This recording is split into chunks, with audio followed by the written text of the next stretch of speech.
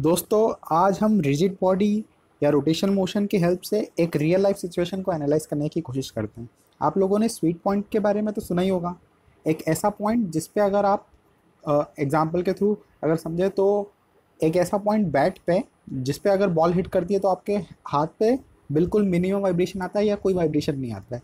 ठीक है, तो इस सिचुएशन को हम हमारे फिजिक्स अप्लाई करके हम देखेंगे कि क्या कर सकते हैं हम इसके बारे में। ठीक है, तो देखो ये एक रिजिड बॉडी है हमारी पूरी।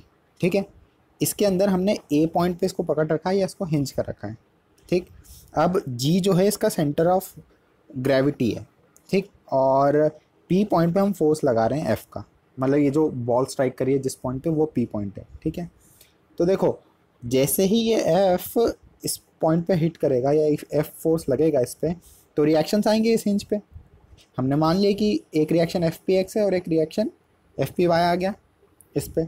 ठीक है, ये ध्यान दीजिएगा कि ये एल एफ डिस्टेंस पे है इस हिंज पॉइंट से। ठीक है, तो हम सबसे पहले क्या करते हैं, मोमेंट लिखते हैं या टॉर्क लिखते हैं इस पॉइंट के अबाउट।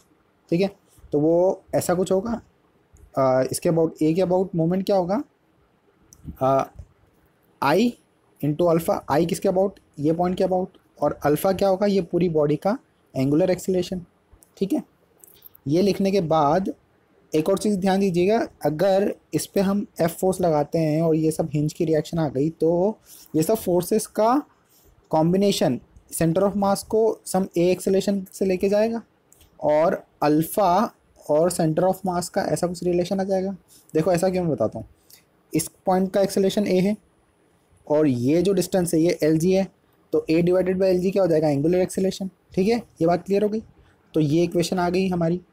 ठीक है, अब देखो मोमेंट किसकी वजह से आ रहा है, मोमेंट आ रहा है भाई इस पॉइंट, इस फोर्स की वजह से। इस पॉइंट के अबाउट जब मोमेंट निकालेंगे तो ये दोनों फोर्सेस का तो मोमेंट जीरो हो जाएगा। अब तीसरा जो एक्सटर्नल फोर्स है वो यही बचा, तो इसका मोमेंट क्या होगा, एफ इंटू ये एल एफ। ठीक है, तो हमने ये मोमेंट लिख लिया है। अब देखो जो पूरी रिजिड बॉडी का मोशन है वो किस वजह से, एक्सटर्नल मतलब जो फोर्सेस लग रहे हैं हॉरिजॉन्टल डायरेक्शन वो देखते हैं हम, ये दोनों फोर्सेस की वजह से। तो ये दोनों फोर्सेस का सम क्या होगा, टोटल मास इंटू एक्सेलरेशन के बराबर, और एक्सेलरेशन किसका, सेंटर ऑफ ग्रेविटी का या सेंटर ऑफ मास का। ठीक है, तो हम ये इक्वेशन लिख सकते हैं।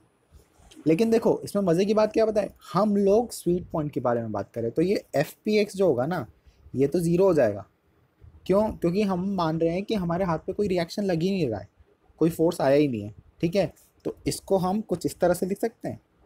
ठीक है, ये आ जाने के बाद हम ऊपर वाली इक्वेशन से देखो ये लिख के ये लेके आ जाएंगे। फोर्स क्या था, ये दोनों इक्वेशन को हमने इक्वेट करा है, ध्यान दीजिएगा। ठीक है, तो हमारी एफ़ की वैल्यू आ गई, एफ़ की वैल्यू क्या आई, I P into alpha by L F, और अल्फ़ा की वैल्यू हमारे पास है। ठीक है, वो क्या है, A G X by L G. अब देखो इस इक्वेशन और इस इक्वेशन को हम कंबाइन करेंगे। ठीक, इस इक्वेशन और इस इक्वेशन को कंबाइन करेंगे हम, तो हमारे पास क्या आ जाएगा, ये आ जाएगा एल एफ। और एल एफ क्या है कि किस पॉइंट पे हम उस बैट को हिट करें कि हमारे हाथ पे कोई भी वाइब्रेशन नहीं आए। तो ठीक है, ये बात क्लियर है सबको।